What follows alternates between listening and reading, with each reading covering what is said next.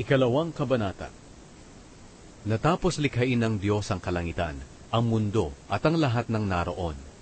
Natapos niya ito sa loob ng 6 na araw at nagpahinga siya sa ikapitong araw.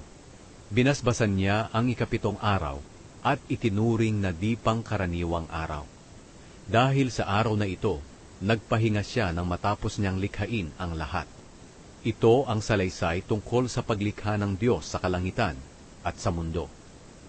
Si Adan at si Eva. Nang likhain ng Panginoong Diyos ang mundo at ang kalangitan, wala pang tanim sa mundo at wala pang binhi ng anumang halaman ang nabubuhay, dahil hindi pa siya nagpapaulan at wala pang tao na mag-aalaga ng lupa. Pero kahit wala pang ulan, ang mga bukal sa mundo ang siyang bumabasa sa lupa. Nilikha ng Panginoong Diyos ang tao mula sa lupa. Hiningahan niya sa ilong ang tao ng hiningang nagbibigay buhay.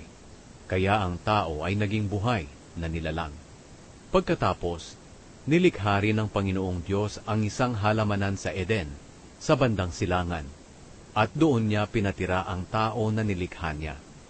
At pinatubo ng Panginoong Diyos ang lahat ng uri ng puno na magagandang tingnan at may masasarap na bunga. Sa gitna ng halamanan ay may puno na nagbibigay ng buhay, at may puno rin doon na nagbibigay ng kaalaman kung ano ang mabuti at masama. Sa Eden ay may ilog na dumadaloy na siyang nagbibigay ng tubig sa halamanan. Nagsanga-sanga ito sa 4 na ilog. Ang pangalan ng unang ilog ay Pishon. Dumadaloy ito sa buong lupain ng Havila, kung saan mayroong ginto. Sa lugar na iyon, makikita ang purong ginto, ang mamahaling pabango na bedeliyum, at ang mamahaling bato na onyx. Ang pangalan ng ikalawang ilog ay Gihon. Dumadaloy ito sa buong lupain ng Cush.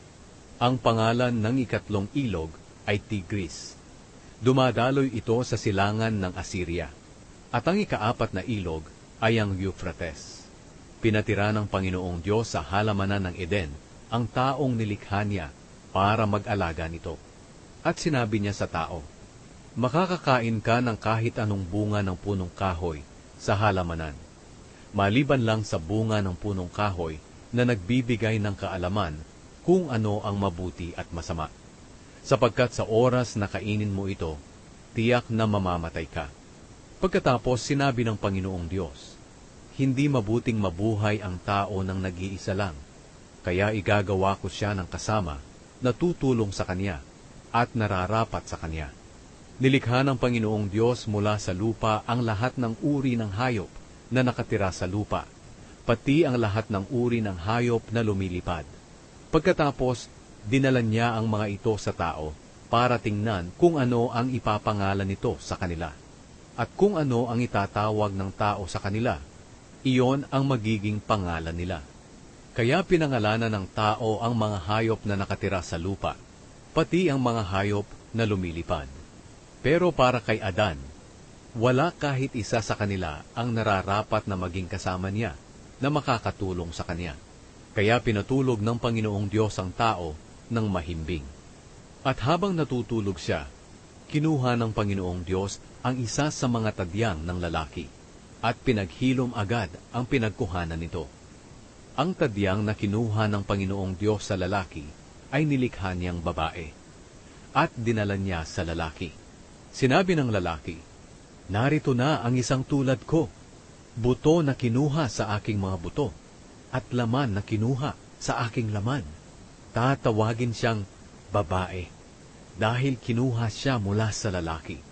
Iyan ang dahilan na iiwan ng lalaki ang kanyang ama't ina, at makikipag-isa sa kanyang asawa, at silang dalawa ay magiging isa. Nang panahong iyon, kahit hubot-hubad silang dalawa, hindi sila nahihiya.